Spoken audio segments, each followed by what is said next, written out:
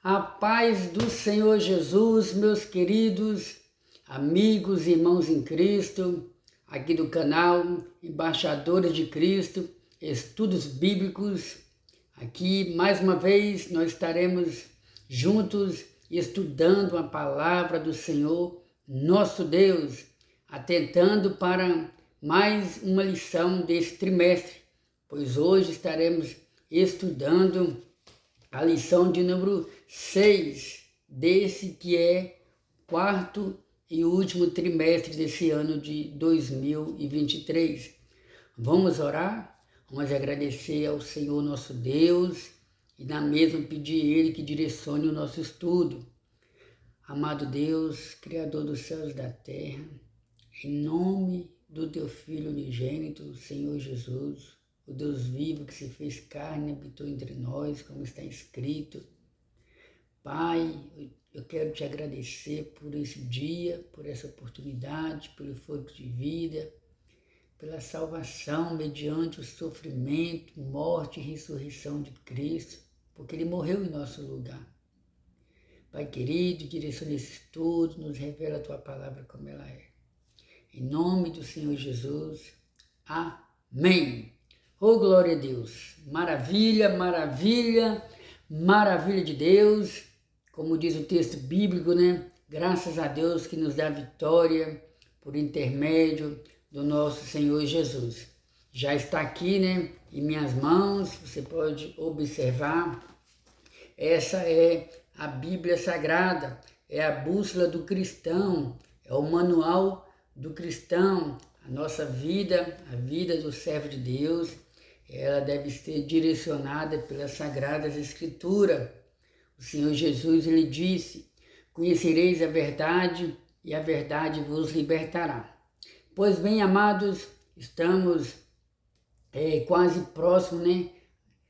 A metade das lições desse quarto trimestre, o último trimestre do ano de 2023, e nós estamos estudando nesse trimestre sobre missões até os confins da terra, pregando o Evangelho a todos os povos até a volta do Senhor Jesus.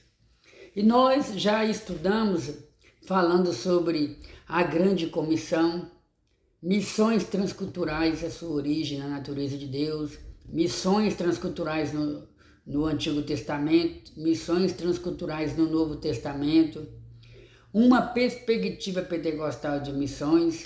E hoje estaremos estudando a lição de número 6, que será ministrada dia 5 de novembro de 2023. Tema da lição? Orando, contribuindo e fazendo missões.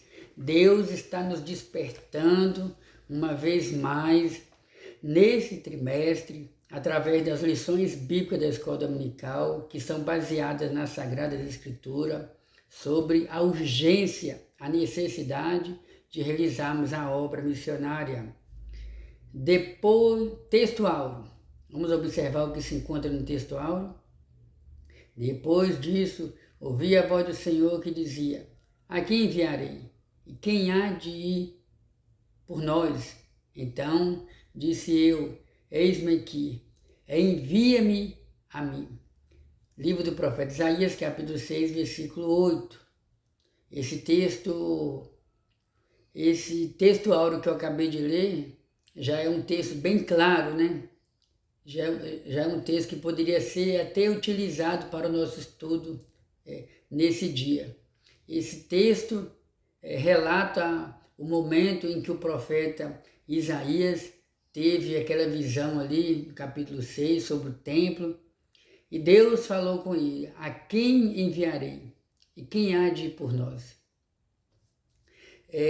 Tudo bem que existem alguns intérpretes da Bíblia Sagrada, alguns comentaristas bíblicos, né, que chegam a comentar que esse texto, a princípio, está se referindo ao Senhor Jesus, que disse, eis-me aqui, meu Pai, envia-me a mim. Porém, nós observamos aqui, irmãos, que esse texto era Deus falando com pode ter sim essa linha de interpretação. Os irmãos são livres para interpretar, para pensar. Porém, o texto aqui está falando sobre a chamada do profeta Isaías. Deus já vinha usando o profeta Isaías, desde lá do capítulo 1. Porém, nós encontramos aqui a confirmação do chamado missionário para o profeta Isaías. Deus falando com o profeta Isaías, né? E ali a gente vê a Trindade Santa, porque a gente encontra ali no plural, a quem enviarei, a quem há de por nós, a quem se fosse do próprio, apenas o Senhor falando, né? Quem há de por mim, era uma pessoa, aí está falando a quem há de por nós, fala de plural. E aí, esse aqui é um dos textos bíblicos que nós usamos para crermos na Trindade Santa, na doutrina da Trindade Santa, que se refere ao Deus Pai, Deus Filho e Deus Espírito Santo. Isaías responde, né? Eis-me aqui, envia-me a mim. Será que o Senhor também pode falar com você? A quem enviarei? A quem eu enviarei? A quem eu mandarei? A quem eu usarei? A quem há de ir por nós? Será que você pode dizer, Senhor, eis-me aqui, envia-me também a mim?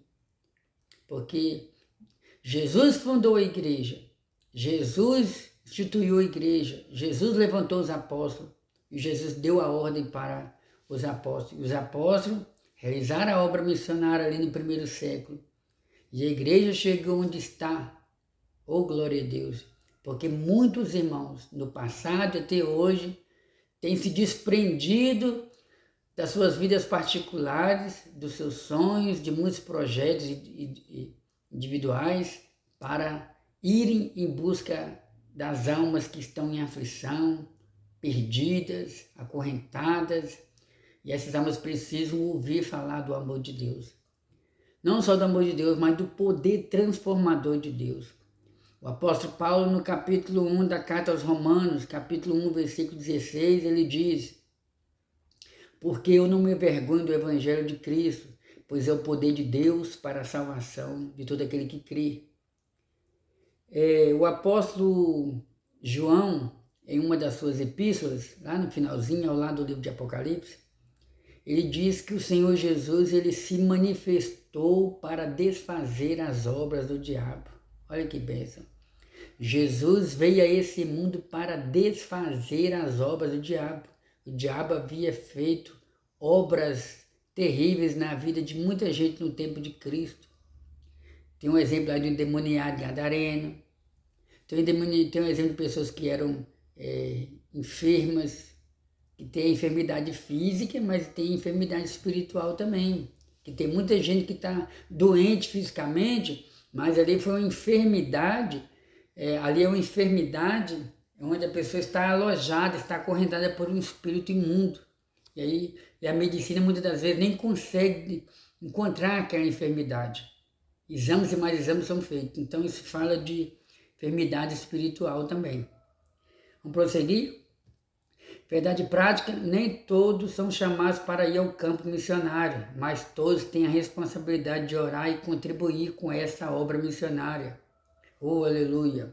Ou seja, tem muitos irmãos, tem muitas irmãs que foram levantados, separados e enviados para realizar a obra missionária em alguma parte desse mundo. Esses missionários são sustentados pela igreja local, pela igreja regional ou pelo santo ministério de modo geral. Eles receberam a vocação, eles receberam a chamada específica.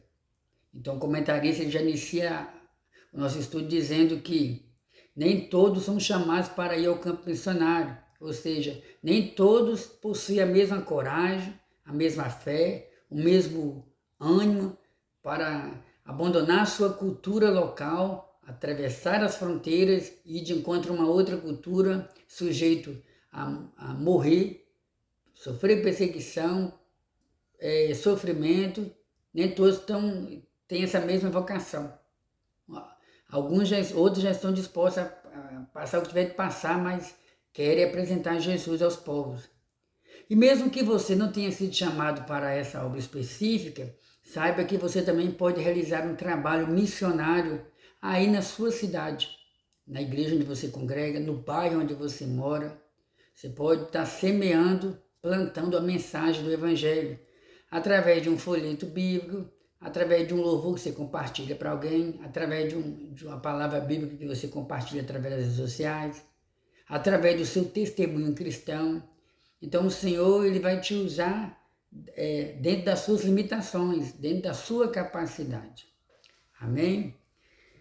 O nosso estudo está baseado na carta aos Efésios, capítulo 6, versículo 18 em diante. Orando em todo o tempo, com toda oração e súplica no Espírito, e vigiando nisso com toda perseverança e súplica por todos os santos.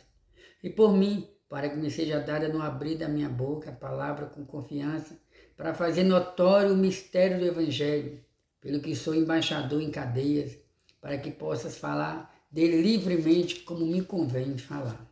Oh, glória a Deus! Então, nosso estudo de hoje é baseado na carta do apóstolo Paulo aos Efésios. E o apóstolo Paulo, nós temos o apóstolo Paulo como o maior missionário da igreja primitiva, o maior missionário do primeiro século, o maior missionário à luz dos textos bíblicos. Mas a gente sabe que também existem os chamados missionários anônimos, aqueles que não aparecem nas páginas da Bíblia Sagrada, mas que foram muito usados pelo Senhor. Estou me referindo àqueles que ouviram a mensagem de Cristo, se converteram, voltaram para suas casas, viajaram, eram comerciantes, e onde eles chegavam, eles procuravam dar testemunho da grandeza de Deus. E esses também são missionários. Pois bem, a introdução nos diz assim: ide por todo mundo, prega o Evangelho a toda criatura. Marcos capítulo 16, versículo 15. Também Mateus 28, versículo 19. Atos dos Apóstolos capítulo 1, versículo 8, que é aquele texto que Jesus falou: sede-me e sede minhas testemunhas. Vamos observar aqui o que está escrito aqui, para a gente não ter nenhuma dúvida, né? Atos dos Apóstolos capítulo 1, versículo 8, mas recebereis poder do Espírito Santo, que há de vir sobre vós, e semeis testemunhas tanto em Jerusalém como em toda a Judeia e Samaria e até os confins da terra. Essa passagem bíblica e outras referências ao longo do Novo Testamento mostram que a prioridade da Igreja do Senhor Jesus Cristo é com a evangelização do mundo. Esse compromisso com o chamado à evangelização mundial exige 3 ações diferentes: orar, contribuir e ir. Exercer o chamado. Assim estudaremos dentro dessas 3 sessões. Então, irmãos, achei interessante aqui, o comentarista falando, né, que a principal prioridade da Igreja do Senhor Jesus Cristo deve ser a pregação do Evangelho. A gente não tem tempo suficiente nos estudos para entrarmos tão profundo, citar experiências bíblicas, experiências extras bíblicas, experiências particular, individual, experiência de terceiros, porque às vezes o tempo é pouco. Mas a lição já está mostrando que a principal prioridade da igreja deve ser a pregação do Evangelho. Tudo bem, amados irmãos, que existe sim a necessidade da chamada assistência social. Bom seria se toda igreja local, se toda igreja regional, bom seria se todo ministério cristão tivesse essa preocupação com relação à área social, de cuidado dos necessitados, né? A Bíblia fala que devemos dar atenção para os órfãos, para as viúvas, para os estrangeiros, doentes. Aí dentro da nossa cultura aqui, dentro do nosso raciocínio também, a pessoa está desempregado, é crente ali, está servindo a Deus, está em situação difícil. Se a igreja ficar sabendo que tem que tentar fazer alguma coisa, ou se procurar a igreja deve se esforçar para fazer alguma coisa. Porque também às vezes o cristão tem que procurar para informar, que nem sempre o líder fica sabendo de tudo. Então existe essa necessidade de cuidar da área social da igreja. Porém, amados irmãos, a principal prioridade da igreja não deve ser essa, não deve ser construir prédios, construir igrejas, tudo isso aí é importante, tudo isso aí é louvável, tudo isso aí faz parte da obra de Deus. Porém, a igreja de Cristo, ela deve colocar como prioridade principal a pregação do Evangelho. Ela vive, a igreja está aqui para servir a Deus, pregar o Evangelho e aguardar o arrebatamento da igreja. Ou servir a Deus, aguardar o arrebatamento e pregar o Evangelho. Amém? São comentários baseados nos textos bíblicos, né? Que Jesus falou: ide por todo mundo, pregai o meu Evangelho a toda criatura. Quem crê e for batizado será salvo. E interessante que um dos objetivos da lição de hoje é falar sobre essa necessidade de orarmos. Cadê aqui? Cadê? Eu acidentei aqui. Isso mesmo. Orar, contribuir e ir. Eu sempre digo aquilo que eu aprendi, né? Eu sempre digo nos cultos, eu sempre digo quando tem oportunidade, quando me vem à memória, que a obra missionária era realizada de várias maneiras. No mínimo 3. A obra missionária era realizada através dos pés daqueles que vão. O salmista ele diz: conformosos são os pés daqueles que anunciam as boas novas. Então, quando você vai, usando os seus pés, está indo pregar o Evangelho. Então, o Evangelho é feito através dos pés que vão. A obra missionária é feita através das mãos daqueles que contribuem, porque quando você contribui, você está abrindo as mãos, através do seu dízimo, das suas ofertas para a obra missionária. Essa é a segunda maneira. E a obra missionária é feita também através dos joelhos daqueles que oram. Porque a obra missionária ela não é feita apenas nesse requisito de ação social. Ou seja, quando a igreja local está enviando o recurso financeiro para aquele obreiro, para aquela obreira, para aquele missionário, para aquela missionária que está lá no campo, vivendo só do Evangelho, aquele dinheiro vai servir para suprir várias necessidades dele e da família. Porém, nós estamos em uma guerra espiritual e existe essa necessidade de nós estarmos com os joelhos dobrados. Existe a necessidade daqueles que não podem ir, não podem contribuir, mas podem orar. Meu Deus, tira todo impedimento, fazer com que essas ofertas cheguem até as mãos daquele casal de missionário, daquele missionário, para que eles tenham o sustento, tenham condição de realizar a obra. Então, essas e outras interpretações nós podemos tirar desse aspecto relacionado à obra missionária, que é orar.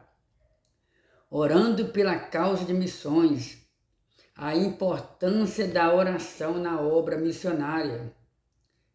A importância da obra missionária. Embora considerado um gigante na fé, o apóstolo Paulo não dispensava as orações das igrejas, pois possuía profundo senso de necessidade dessa disciplina espiritual. Para o apóstolo Paulo, a oração é uma disciplina inteligente, a obra missionária. Então, o apóstolo Paulo ele é considerado como um gigante na fé, um gigante na obra missionária. Os irmãos são sabedores, né? O apóstolo Paulo ele teve encontro com o Senhor Jesus Cristo. Nessa ocasião, ele era conhecido como Saulo de Tarso. E depois passou a ser chamado de Paulo de Tarso. E abrindo parênteses, né? Não que o nome dele foi mudado. Nunca caia no erro de chegar na igreja, pegar o microfone e dizer: irmãos, Saulo de Tarso, ele teve o nome dele trocado para Paulo de Tarso, ele era chamado de Saulo, agora Deus trocou o nome dele para Paulo de Tarso. Não existe nenhum texto na Bíblia dizendo que Deus trocou o nome de Saulo para Paulo de Tarso. O que acontece é que naquela época há cerca de 2000 anos atrás, onde o Brasil ainda nem havia sido descoberto por Pedro Álvares Cabral, muito tempo, irmão. Muito tempo atrás. Então, dentro da cultura daquela época, era normal a pessoa ter dois nomes. Um nome judeu, porque ele estava se relacionando com dois tipos de cultura. A cultura judaica e a cultura romana, ou a cultura grego-romana, né? A gente fala cultura grego-romana, porque o Império Grego havia se passado, mas a cultura, um pouco da cultura grega continuou prevalecendo ali. E a principal herança que a cultura grega deixou para os povos daquela época foi o chamado idioma grego, né? E um pouco também da filosofia, um pouco também da adoração de deuses. Então, ali, dentro da cultura judaica, a pessoa tinha um nome ali, judeu, que o nome representava muita coisa para os judeus. Se você for buscar aí no dicionário sobre os nomes judeus, né, você vai ter esse detalhe. E também tinha um nome romano, inclusive o apóstolo Paulo ele tinha dupla cidadania. Ele era de Tars, região ali de Israel, mas também era romano. Então ele possuía esses dois nomes. Porém, depois que ele teve um encontro com Cristo, ele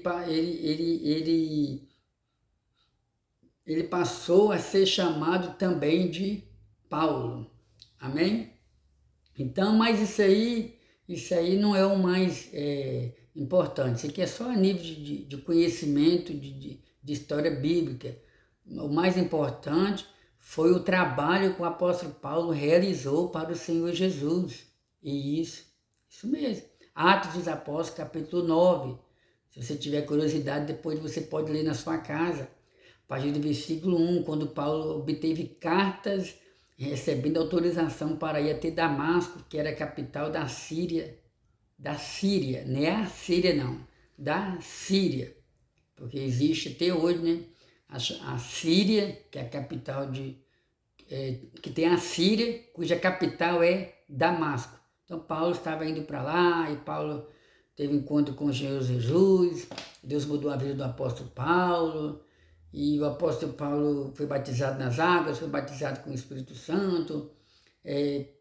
Paulo era uma espécie de fera feroz, disposto a perseguir a igreja, matar crentes, prender crentes, porque ele acreditava que o cristianismo era uma seita,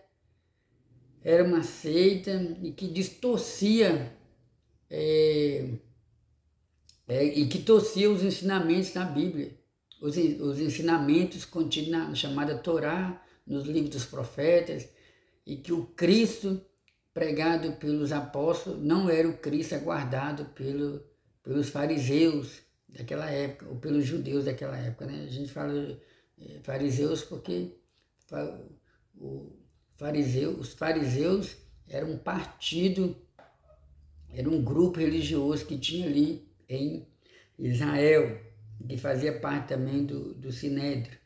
Vamos prosseguir aqui. Então, Paulo, mesmo que Paulo fundou várias igrejas, Paulo é responsável pela maioria dos livros do Novo Testamento.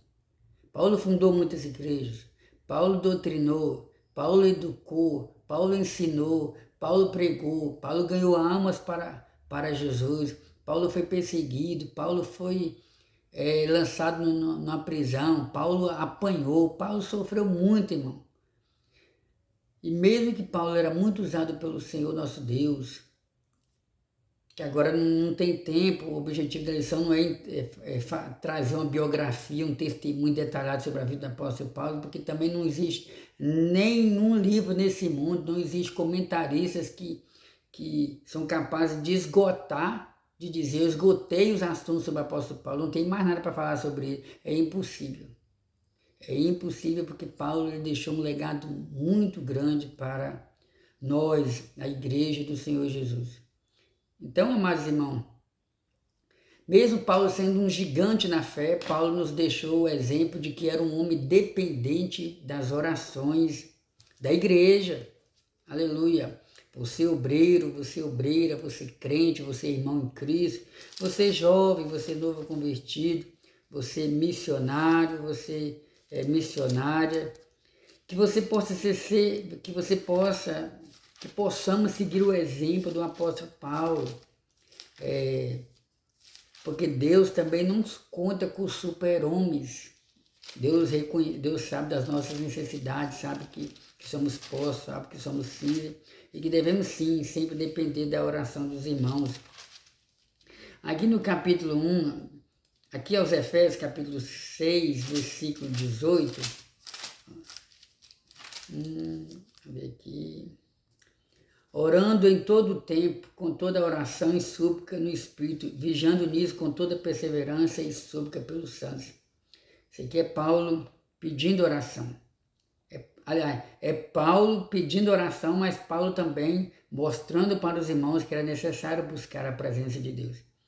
Esse versículo bíblico aqui está dentro daquele contexto onde Paulo fala tomar toda a armadura de Deus. Não podemos imaginar uma obra de missões sem pessoas comprometidas com a disciplina da oração. Para realizar a obra missionária é preciso ter uma disciplina na oração, ou seja, você não pode abandonar o seu hábito de orar. Tem gente que gasta tanto tempo falando com o homem, mas gasta pouco tempo falando com Deus. Nós precisamos buscar a presença de Deus, falar com o Senhor, porque quando saímos para realizar a obra missionária, a gente tem que ter a consciência que iremos encontrar com pessoas doentes, podemos encontrar com pessoas doentes, pessoas endemoniadas, pessoas perturbadas, e precisamos estar cheios do Espírito Santo para orar sobre essas pessoas de Jesus, libertar. Nesse sentido, passamos a destacar pelo menos duas finalidades da oração na obra missionária. Interceder. Devemos orar para que as portas do Evangelho sejam abertas. Você sabe o que é interceder? Interceder é quando você quando você pede a uma pessoa em favor de alguém. Suponhamos um advogado. O advogado está ali para interceder por você. E se tratando aqui do aspecto missionário, nós devemos sim interceder em favor da obra missionária. Aqui no Brasil, mesmo que o Brasil seja considerado um dos berços do cristianismo, inclusive a Igreja Assembleia de Deus e a Igreja Cristã do Brasil foram uma das primeiras igrejas cristãs que nasceram aqui no Brasil. Mas isso não significa que todos os lugares do Brasil já foram alcançados por essas igrejas ou por outras igrejas.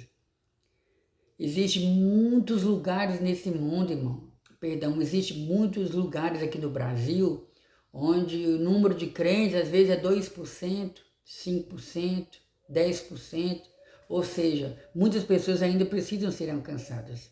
E dessa forma, nós precisamos interceder, orar. Meu Deus, prepara missionários e envia para o campo missionário. Prepara homens e mulheres e envia de encontro aquelas pessoas onde ainda o Evangelho não foi plantado. Eu me lembro das palavras do apóstolo Paulo. O apóstolo Paulo ele disse que o desejo dele era anunciar o Evangelho onde Cristo ainda não havia sido anunciado. Paulo queria fundar a igreja, criar a igreja, ganhar almas para Jesus, pregar o Evangelho onde Cristo ainda não havia sido pregado. Infelizmente, nós somos sabedores que aqui no Brasil, quase sempre a gente vê várias igrejas, nunca estive lá, né, pessoalmente, mas tem um exemplo aqui do Brás, aqui em São Paulo, tem a avenida lá chamada Celso Garcia. Então, lá tem muitas igrejas, uma próxima da outra. Já estive morando também em lugares aqui no Brasil, onde na avenida eu perdi o número de quantas igrejas tinha naquela avenida. Então, existem muitos lugares, irmão, onde tem muitas igrejas abertas, uma próxima da outra. É pecado a liderança agir dessa maneira, longe de mim dizer que é pecado, longe de mim dizer que é errado. Porém, o apóstolo Paulo ele tinha uma outra preocupação. O apóstolo Paulo o desejo dele era abrir igrejas ou fundar igrejas, pregar o evangelho onde Cristo ainda não havia sido pregado. Ou seja, que Deus desperte as lideranças para que possa abrir novos templos onde ainda não tenha. Tem muitos lugares, irmão, em vilas, aldeias, assentamentos, em lugares onde tem sítios, fazendas, pode ser aberto ponto de culto. Então, irmãos, através das nossas contribuições financeiras, a igreja pode comprar combustível, por exemplo, estar alugando carro, ou seus próprios carros também, alugar van. Então, nós temos que interceder, pedir a Deus para preparar recursos, preparar missionários, a fim de que as outras pessoas possam estar ouvindo a palavra do Senhor. Despertar a igreja local para a obra missionária. A disciplina da oração missionária aumenta o desejo de o crente fazer algo no sentido de levar a salvação para os perdidos e até mesmo ser enviado para o campo missionário. Nesse aspecto é interessante destacar que os mesmos crentes que deveriam orar por ceifeiros em Mateus são os que foram enviados. É interessante destacar que os mesmos crentes que deveriam orar por ceifeiros, como está escrito em Mateus, lembra daquele texto bíblico que o Senhor Jesus ele disse: orai ao Senhor da seara para que envie ceifeiros. Na verdade, a obra é grande, mas poucos os ceifeiros. Esse aí foi o próprio Jesus que reconheceu. Então, a obra é grande. A obra o campo, irmão, o campo missionário é grande. Jesus falou: orai ao Senhor da seara. O Senhor da seara é o Deus Criador. Ceifeiros somos nós, igreja do Senhor Jesus. Porém, irmãos, o campo missionário ele é grande. E poucos os obreiros, poucas obreiras, poucos missionários.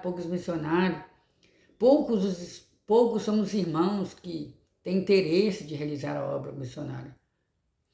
Se você achar que eu estou dando uma opinião particular, analisa a igreja onde você congrega. Quantos evangelismos são realizados aí todo mês? Quantas pessoas costumam participar do evangelismo quando a liderança marca? Evangelismo, cultos na praça, cruzadas evangelísticas, visitas. Quantas pessoas costumam participar? Aí você faz uma análise. Vamos supor que você que está me ouvindo seja alguém que já serve a Deus há muito tempo. Faz uma análise do tempo passado para o tempo de hoje. No passado, muitos irmãos abraçavam mais a obra missionária, no sentido de evangelismo. Porém, a gente vive uma época onde o sistema do mundo diz que você tem que se preparar. Diz que você tem que se preparar e que baseado na preparação você se ocupa muito. Como, por exemplo, devido quando eu digo sistema do mundo, como, por exemplo, as empresas. As empresas, para contratar alguém, tem que ser alguém estudado, tem que ser alguém preparado. Aí, baseado nisso aí, você entende que você tem que estudar, que você tem que fazer curso, que você tem que fazer isso, você tem que fazer aquilo. Aí tem as redes sociais. E o sistema mostra que você tem que viver conectado com o mundo para saber o que está acontecendo, né, no bairro, no estado que você mora, no Brasil, o que o governo está planejando fazer para melhorar o cidadão, qual é o curso que melhor te atende, aí você vai se envolver com as redes sociais. Então tudo isso, mesmo sendo bom, irmãos, acaba que toma o tempo do ser humano, acaba que toma o tempo do cristão, e se a gente não tomar cuidado, a gente acaba não reservando um momento para realizar a obra missionária. Aí, por outros motivos, muitos de hoje não reconhecem que tem que reservar um tempo para realizar a obra missionária. Mas Jesus falou, orai ao Senhor da seara, para que envie ceifeiros. Vamos orar para que Deus envie obreiros, vamos orar para que Deus desperte no coração de muitos irmãos o desejo de realizar a obra missionária. E são os que foram enviados por Jesus para ceifar. Então, aqui, esse aqui é o texto de Mateus, né? Cadê aqui? Mateus capítulo 10. Mateus capítulo 10. Mateus capítulo 10. Então, aqui no capítulo 9, nós encontramos, a partir do versículo 35, Jesus dizendo, né? Para orar ao Senhor da seara para que envie ceifeiros. E mais adiante, no início do capítulo 10, nós encontramos o Senhor Jesus enviando os 12 discípulos. Vamos dar prosseguimento aqui ao nosso estudo, contribuindo para missões, o sustento dos missionários. Esse aqui é o segundo ponto. Aí o primeiro subponto aqui diz o sustento dos missionários. Então o apóstolo Paulo ele tinha essa preocupação, irmãos. O apóstolo Paulo tinha essa preocupação de mostrar para a igreja da sua época, de ensinar para a igreja da sua época, que os irmãos deveriam sim contribuir com a obra missionária, com o sustento dos missionários. Eu sei que, infelizmente, tem muitos irmãos que não têm entendimento desse assunto e acabam tendo opiniões contrárias, como, por exemplo, o pastor tem que trabalhar, o irmão tem que missionar, trabalhar, todo mundo tem que trabalhar, certo? Porém existe caso existe casos. Nós estamos tratando aqui sobre questões espirituais, estamos tratando sobre questões sociais e estamos tratando sobre questões da obra de Deus. Como, por exemplo, vou mostrar uma diferença aqui. Se o missionário, ele foi enviado para o campo missionário, mas a igreja que enviou ele para o campo missionário não tem mais condição financeira de sustentar ele.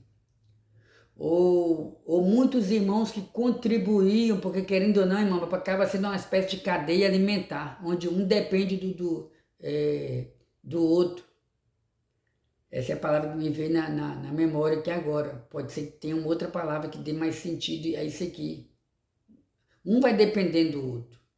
Como, por exemplo, quando não existe contribuição financeira, quando alguém que dizimava não dizima mais, alguém que ofertava não oferta mais, alguém que ajudava a financiar o missionário em outro estado, no exterior, deixa de contribuir financeiramente, aí querendo ou não, irmão, aquele missionário, aquela missionária, aquela família que está lá no campo missionário, trabalhando, visitando, evangelizando nos hospitais, evangelizando nas cadeias públicas, orando em favor dos doentes, orando em favor dos endemoniados, em favor das pessoas feridas, visitando as pessoas que estão oprimidas, com depressão. Essa pessoa que está lá de tempo integral, aí o dinheiro não chega para ele fazer a feira e suprir as necessidades da sua família, esse missionário acaba se vendo obrigado a procurar um outro recurso. Ele continua dirigindo a igreja, ele continua pastoreando, porém ele se vê obrigado a procurar um outro serviço, como por exemplo, trabalhar de pedreiro ou de ajudante de pedreiro, de mecânico ou de ajudante de mecânico, de pintor ou de ajudante de pintor. Ele se vê obrigado a procurar alguma coisa para se sustentar, porque as ofertas missionárias deixaram de chegar. E aí a obra de Deus acaba sofrendo porque ele não tem mais tempo suficiente para continuar visitando os irmãos, orando pelos irmãos como antes. Então a gente observa aí que a diferença, isso aí é o que acontece quando não contribuímos.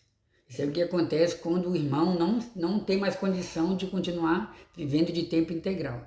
Agora, em contrapartida, quando um obreiro, uma obreira, o pastor, o missionário e a missionária está realizando a obra de Deus e é sustentado pelas ofertas dos irmãos E todo mês chega o recurso financeiro para ele fazer a feira dele, para ele comprar alimento, para ele comprar roupa, para ter o sustento básico da família. Ele vai mergulhar mesmo assim na obra missionária.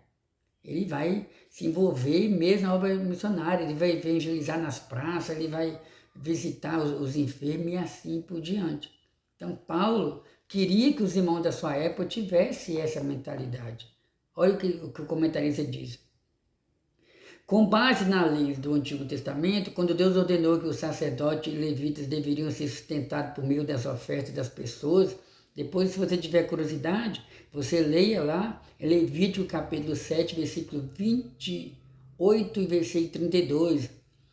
Ali fala das 12 tribos e fala que Deus separou a tribo de Levi, porque Deus levantou o ministério sacerdotal. O ministério sacerdotal veio da tribo de Levi. Arão foi o primeiro sumo sacerdote. Então, Deus queria que a tribo de Levi ficasse 100% cuidando do ministério sacerdotal, cuidando do culto ao Senhor. Não era fácil, irmão. Não era fácil, porque nessa época tinha aproximadamente 3 milhões de pessoas ali no deserto. O tabernáculo foi criado, tinha 12 tribos e ao lado de cada tribo, o tabernáculo foi criado e em cada lado ali do tabernáculo tinha 3 tribos. E os sacerdotes tinham essa responsabilidade de organizar esse culto de adoração a Deus. Agora vamos imaginar Moisés junto com o sacerdote liderando cerca de 3 milhões de pessoas. Então, irmão, para dar atenção a tanta gente, aí Deus separou a tribo de Levi para ficar com a responsabilidade de cuidar da obra. E Deus ordenou que as outras tribos trouxessem oferta. Agora não dá para falar sobre que tipo de oferta, para o sustento deles. Aí, baseado nessa lei do Antigo Testamento, vamos observar o que Paulo falou. O apóstolo Paulo instruiu os coríntios. Assim ordenou também o Senhor aos que pregam o Evangelho, que vivam do Evangelho. Então, e o nosso Senhor ensina acerca desse mesmo princípio do Evangelho. Mateus 10:10. Vamos ver o que Cristo falou aqui. Mateus 10:10. Nem alforje para o caminho, nem 2 túnicas, nem sandálias, nem bordão, porque digno é o operário do seu alimento. Então, o Senhor Jesus também deixou bem claro que digno é o obreiro do seu sustento. Então, irmão, esse assunto de sustento missionário não foi algo criado pelo homem, não. É um princípio bíblico, é uma doutrina bíblica. E os Filipenses? Em Filipenses, vamos observar o que os cristãos da igreja de Filipe pensavam a respeito desse assunto, como que eles agiam diante dessa necessidade do apóstolo Paulo. Vamos lá, Filipenses 4, versículo 10 em diante. Rogo a Evódia e rogo a Sintique, que sinto o mesmo no Senhor, e peço também a ti, meu verdadeiro companheiro, que ajude essas mulheres que trabalharam comigo no Evangelho, e com Clemente, e com os outros cooperadores cujos nomes estão escritos no livro da vida. Tá vendo, irmãos? Lembra que eu falei no início da nossa lição sobre os chamados missionários anônimos? Aleluia! Você sabe o que é anônimo? Anônimo é aquela pessoa parece que não tem nome, parece que não tem identidade, ninguém sabe de onde que ele nasceu, não sabe de onde que ele veio, ninguém vê ele, ninguém enxerga ele, não é nem comentado. Pessoa anônima. Então, na igreja primitiva existiu também os chamados missionários anônimos, que o nome não aparece na Bíblia Sagrada, mas realizaram uma grande obra para o Senhor. E aqui eu quero te dizer, se você tem pensado que ninguém te vê, ninguém te estende as mãos, ninguém tem sentimento com você, ninguém se compadece da sua situação. Se você pensa que você é mais um zero à esquerda, se porventura você não tem recebido a honra que tanto você gostaria de ter, Espera no Senhor, que o mais importante é saber que o seu nome está escrito no livro da vida e que Deus tem visto o que você tem realizado para Ele. Então aqui Paulo fala, né? Paulo fala aqui, né? Paulo fala aqui sobre... Paulo fala sobre os companheiros na obra missionária, e ele fala aqui, ó, e outros cooperadores cujos nomes estão no livro da vida. Então, amados irmãos,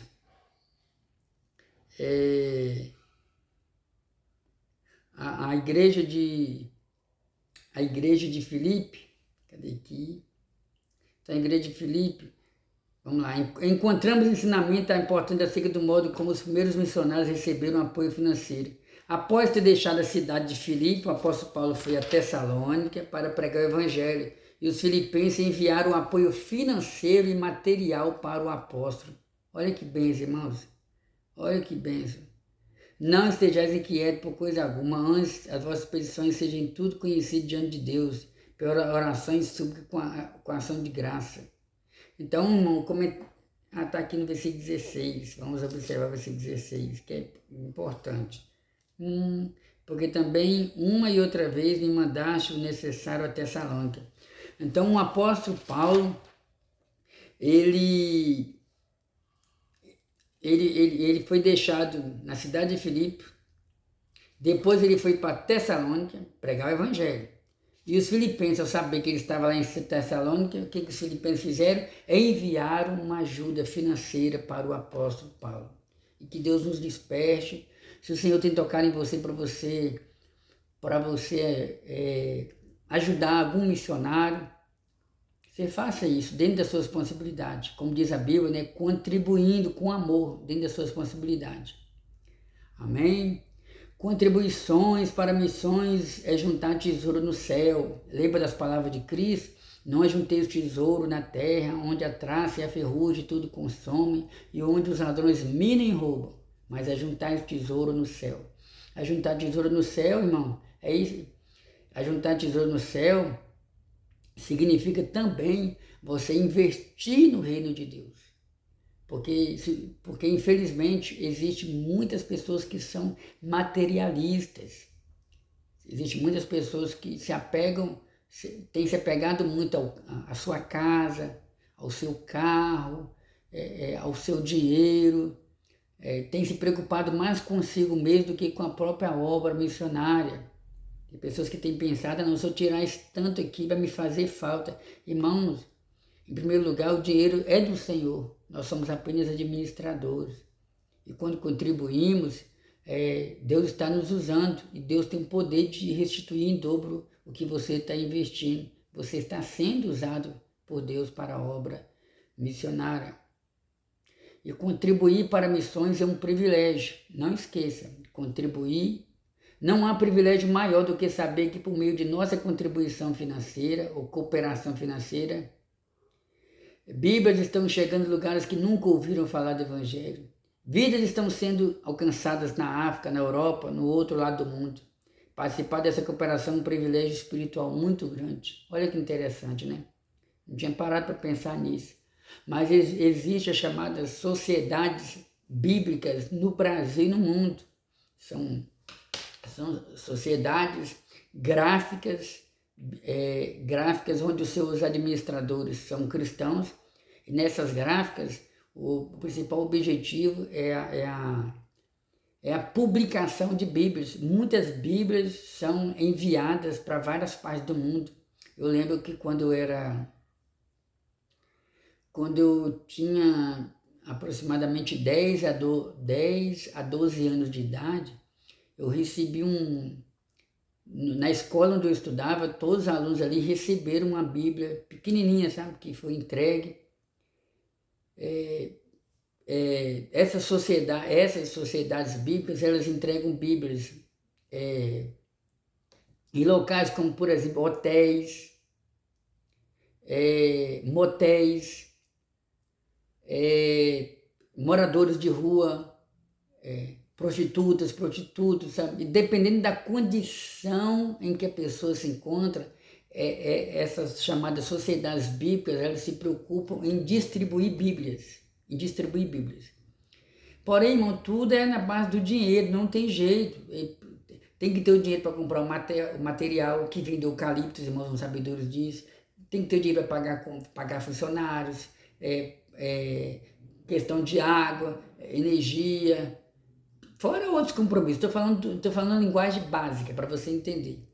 Então, através das contribuições financeiras que essas instituições recebem, muitas Bíblias são enviadas para outros continentes, para outros países, com a intenção de pregar a obra, de realizar a obra missionária.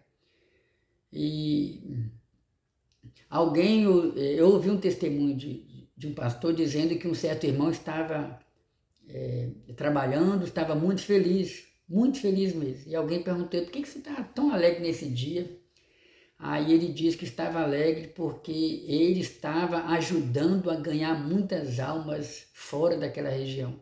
Aí foi quando ele disse que, através da contribuição de oferta de missões dele, o dinheiro dele estava juntando com o dinheiro de outras pessoas e estava ajudando a sustentar um missionário em outro lugar. Então, que Deus possa nos despertar para a obra missionária. Terceiro e último ponto, a chamada para ir. Deus quer usar cada crente, como eu disse no início da lição. Todo cristão deve estar pronto para ir e fazer o trabalho missionário, levando as boas novas de salvação aos moradores do campo e da cidade, aos estudantes, às donas de casa, órfãos, profissionais, liberais, deficientes físicos, prostitutas, homossexuais, dependentes químicos, enfim, tantos grupos que o Senhor nos proporciona. Deus deseja usar a sua igreja em todos os lugares, hospitais, presídios, albergues, ilhas, aldeias, indígenas, vilas, cidades, campo, praça, eventos em massa, individual, etc. Assim, para pregar o Evangelho, o Senhor não enviará anjos, mas usará homens e mulheres. Olha que interessante. Na carta aos Hebreus está dito, que os anjos, eles gostariam de ter a oportunidade de vir aqui na terra anunciar as boas novas de salvação. Porém, não foi dado a eles esse direito. Esse privilégio o Senhor deu para nós, seres humanos, a tua igreja. Então, está vendo como o campo missionário é grande? O campo missionário ele pode ser o seu local de trabalho, seja num hospital, seja num presídio, qualquer lugar que você estiver. O campo missionário é o lugar onde você está. A chamada missionária.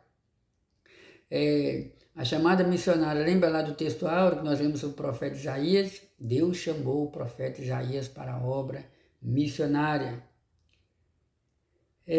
Vamos observar aqui, nas Escrituras, vemos que Deus chama pessoas para uma grande obra. O profeta Isaías foi chamado por Deus, o profeta Jeremias foi chamado pelo Senhor ainda no ventre da sua mãe. Lembra daquele texto bíblico, quando Deus chamou o profeta Isaías, o profeta Jeremias?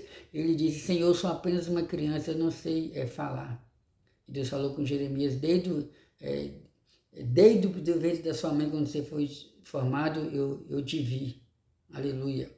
Então tem outros chamados, Tem um exemplo do profeta Jonas. Lembra quando Deus chamou o profeta Jonas? Deus falou com Jonas, levanta-te e vai à cidade de Nínive e prega contra ela. Eu costumo dizer que Jonas tinha só uma mensagem. A mensagem era essa, dentro de 40 dias Deus vai destruir essa cidade. E o povo, começando pelo rei, se arrependeram dos seus pecados. Caráter e testemunho na obra missionária. Ou seja, não basta apenas orar, não basta apenas ter o desejo de realizar a obra missionária. É preciso ter uma vida de testemunho diante de Deus, diante da sociedade, diante dos irmãos da igreja, diante da família, diante do nosso próximo. Além de ser chamado por Deus, é preciso fazer diferença no cumprimento do ID. Jesus falou, vós sois o sal da terra. Então, essa palavra, vós sois o sal da terra, vós sois a luz do mundo, ela diz respeito também, não só no aspecto do crente temperar o ambiente em que se encontra, fazer com que o ambiente onde ele está se torne um ambiente agradável, mas para o ambiente ser um ambiente agradável, fazendo com que o cristão proporcione um ambiente agradável, ele precisa ter uma vida de testemunho diante de Deus. Tem um ditado popular que diz que que o nosso testemunho fala mais do que as nossas próprias palavras. Aleluia. Chegando ao final da nossa lição, vamos observar aqui o perfil do vocacionado. Podemos dizer que é um conjunto de competências necessárias ao desempenho do chamado missionário. Dentre elas, destacamos a seguinte: ser escolhido por Deus, não ser neófito. Ou seja, se você sente que Deus te chamou para a obra missionária, aí vem a questão, você tem que ser escolhido por Deus. O crente ele vai percebendo isso aí no dia a dia, se ele tem uma chamada específica ou não, como no caso do apóstolo Paulo. O comentarista ele diz também que o perfil do vocacionado ele deve ser cheio do Espírito Santo, ele deve ser reconhecido pela igreja. Vamos supor que a liderança da igreja decide, vamos separar fulano como missionário. E faz uma reunião, por exemplo, a igreja concorda, a igreja aceita, a igreja é a favor, porque cada caso é um caso.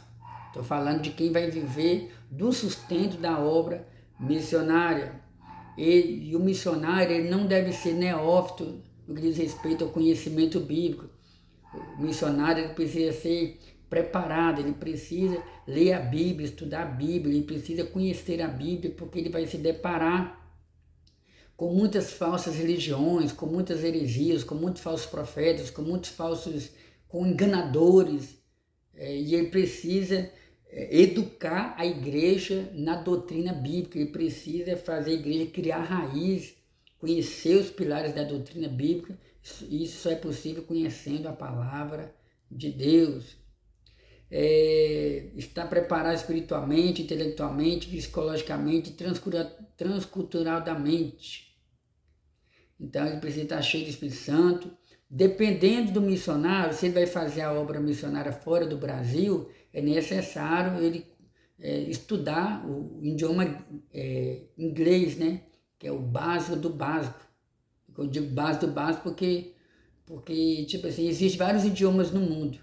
Porém, assim como no tempo do Novo Testamento o grego era o idioma mais falado, na atualidade, né, a gente sabe que o inglês é um idioma, tipo uma espécie de idioma de comércio, é um idioma onde se é falado em uma boa parte do mundo, onde é mais fácil se relacionar. Então, se o missionário vai fazer missões transculturais, se tratando aqui do Brasil, a princípio, fazer missões fora do Brasil, ele precisa conhecer um pouco da língua inglesa, ele precisa conhecer um pouco, tentar conhecer um pouco do idioma que é falado na cidade onde ele vai, no país onde ele vai fazer a obra missionária, ele precisa conhecer a cultura do lugar onde ele vai realizar a obra missionária, o dinheiro que é utilizado ali, o que eles comem, o que eles bebem, o modo de divertir, o que eles fazem à noite, tudo isso aí é importante o missionário ficar sabendo para quando ele chegar lá, ele já vai chegar já com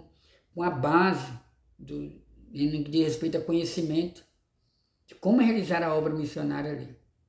Amém? Porque às vezes a obra missionária funciona de um jeito aqui no Brasil, nem às vezes não, quase sempre, né? Posso dizer assim, né? Ou na maioria das vezes, a obra missionária funciona de um jeito aqui no Brasil, mas em outro país já funciona de outra maneira. Não vou longe não vou tão longe assim não. Vamos aqui no Brasil, a obra missionária às vezes funciona de um jeito na Bahia, quando você vai para um outro estado, os irmãos já estão habituados a realizar a missionária de uma outra forma. Então, isso fala de missões transculturais. Então, amados irmãos, a conclusão nos diz, nosso propósito é que a partir dessa lição, cada aluno tome uma atitude de fé e se comprometa com a obra missionária. Vamos nos comprometer com a obra missionária. Amém? Que o Senhor nosso Deus continue abençoando a sua vida. Nessa oportunidade eu quero convidar você a se inscrever no nosso canal. Você que não se inscreveu, se inscreva, dê o seu joinha, compartilhe para os pastores, amigos, vizinhos, missionários, compartilhe com mais alguém esse estudo bíblico. Se você percebeu que se foi edificado, você pode estar comentando aqui também, Se você tiver interesse que a gente ministre outros estudos bíblicos, com outros temas, com outros assuntos, você pode fazer os comentários aqui também. E assim você vai ser edificado para a glória de Deus. Estarei orando por você. Meu Deus, em nome de Jesus, eu quero te agradecer por essa oportunidade, meu Pai. Quero te pedir que abençoe cada um dos irmãos que ouviram essa palavra, Senhor. Venha dar sabedoria, venha despertar cada um para realizar a obra missionária. Em nome de Jesus, em nome de Jesus. Amém. Oh, glória a Deus. Do Senhor é a terra e a sua plenitude, o mundo e aqueles que nele habitam.